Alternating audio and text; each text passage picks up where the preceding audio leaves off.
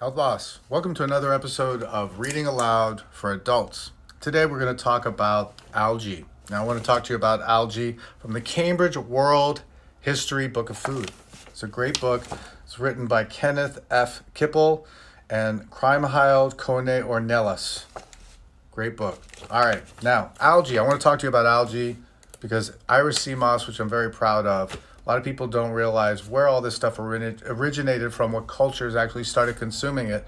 Now, lo and behold, it wasn't the Irish. It was actually the Peruvians, the first people where they actually found all of this sea moss, seaweeds, all of these things inside many of their tombs, inside of many of their mummified chambers and jars. Now, let's talk about it. Furthermore, much evidence exists to indicate a marine algae presence in ancient Peru. The base of the temples at Las Haldas, for example, which date circa 1650 BC, contained quantities of seaweed and shellfish. Small stalks of a seaweed were found in Paracas mummy bundles, and the giant kelp was pictured on an ancient Nazca vase.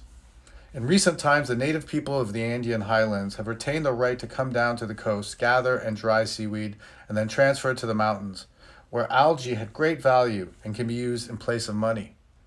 Used as a condiment to flavor foods and stews, dry seaweed minimizes the ravages of hypothyroidism, which is endemic in the Andes.